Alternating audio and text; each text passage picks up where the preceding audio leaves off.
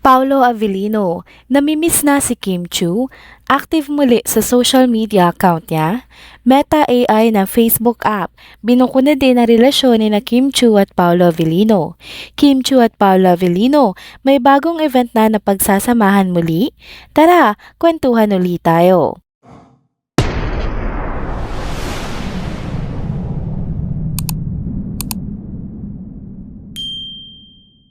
Hello mga ka-trenders!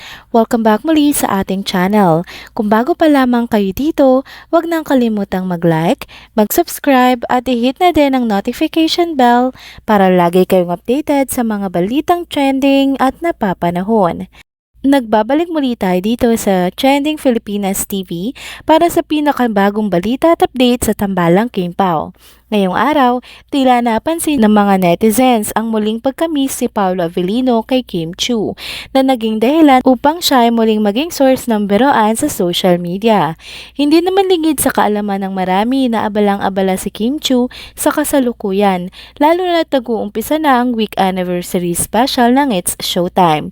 Bukas ay nakatakdang mag-perform ang Team Ogie kung saan bahagi nito si Kim, kaya todo handa ang buong team para sa espesyal na episode na ito. Umaasa ang mga fans na magbibigay muli si Kim ng isa na namang kapanapanabik na performance na tiyak kagugulat ng madlang people.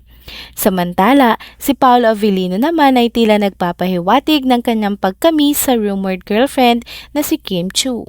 Napansin ng mga taga-subaybay na tuwing abala si Kim sa kanyang trabaho, mas nagiging aktibo si Paulo sa kanyang personal na social media accounts. Kahapon, nagbahagi siya sa kanyang broadcast channel ng mga pelikulang pinanood niya bilang pampalipas oras, kabilang ng mga international films na Evil Does Not Exist at YOLO. Ipinakita nito na sa kabila ng kanyang busy schedule, pinipilit niya maglaan ng oras para sa kanyang sarili. Kanina, nagpost si Paulo muli sa kanyang Instagram story ng larawan kuha mula sa The Grind Method, isang gym na madalas silang puntahan ni Kim Chiu. Pinakita pa niya ang thermal therapy tool ng nasabing gym na pamilyar sa mga followers ni Kim dahil ito nga ay kilalang lugar din na regular na pinupuntahan ng aktres para sa kanyang workout. Ang gym na ito ay kilala hindi lamang sa mga equipment kundi pati na rin sa ambience na nagbibigay ng inspirasyon sa mga nag-iensayo.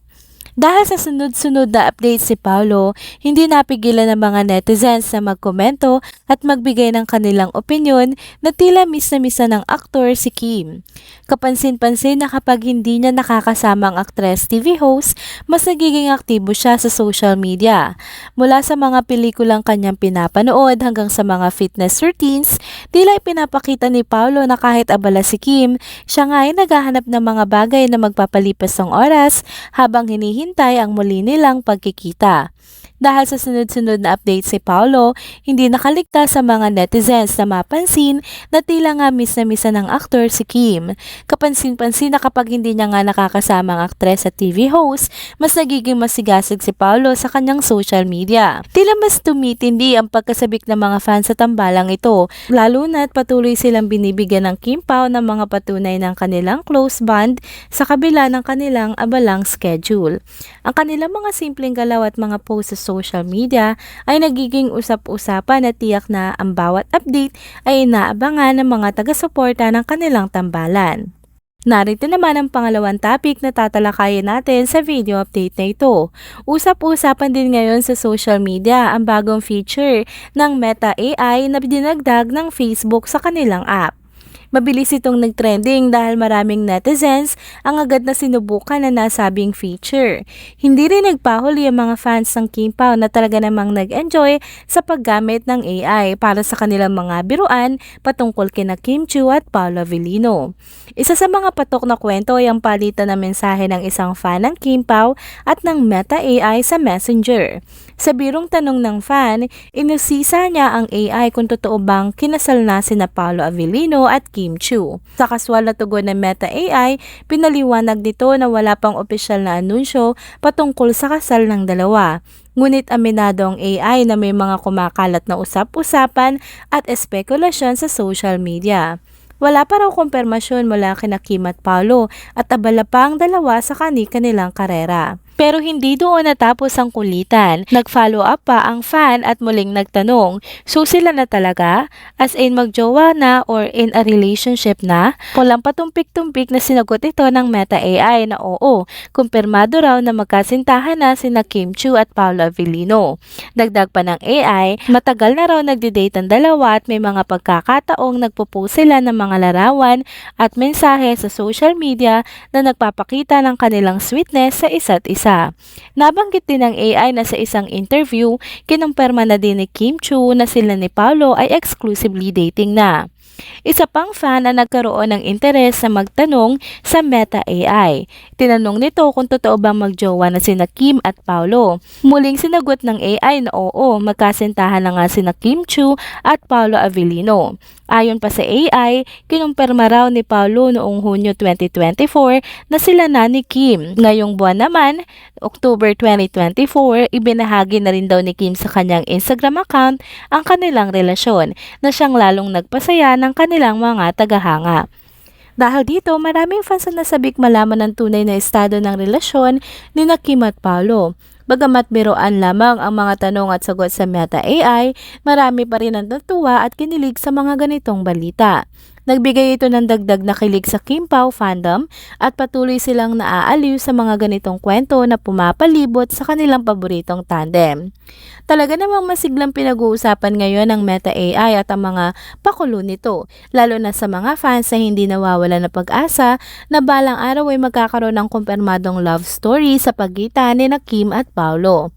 Ang ganitong mga moments ay nagbibigay ng saya at excitement hindi lang sa social media kundi pati na rin sa buong fandom ng Kim Pao. Sa huling bahagi naman ng video update na ito, pag-uusapan natin ang isa na namang kapanapanabik na event kung saan muling magsasama sina Kim Chiu at Paolo Avellino.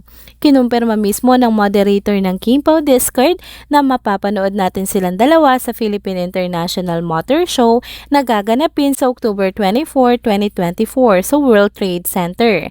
Para sa mga interesadong dumalo, maaari nang bumili ng ticket sa pims.helixpay.ph. Ang espesyal na event na ito ay magiging mas makulay at memorable dahil parehong brand ambassador sina Kim Chiu at Paolo Avellino ng isang kilalang automotive brand.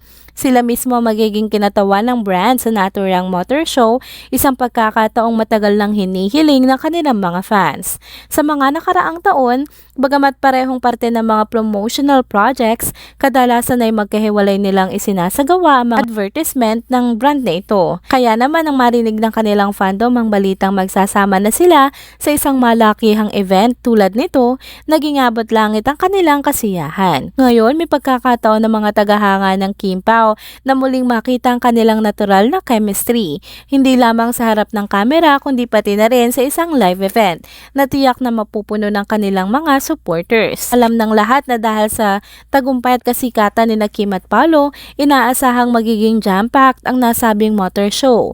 Bukod pa rito, malaki ang posibilidad na ang kanilang presensya ay magdadala ng dagdag na excitement sa buong programa.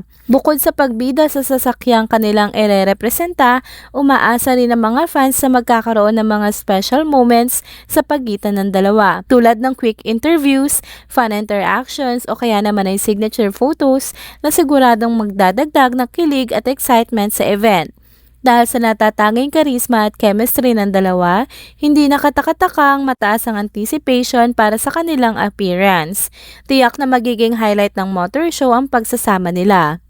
Isa na naman itong pagkakataong hindi dapat palampasin ng kanilang mga fans, lalo na't madalang na nga ang ganitong klaseng event kung saan magkasama ang dalawa sa isang malaking okasyon. And that's it mga ka-trenders. Dito na po muna nagtatapos ang ating isa na naman trending video update. Salamat sa inyong pagsubaybay at pagsama sa akin hanggang sa dulo ng video na ito.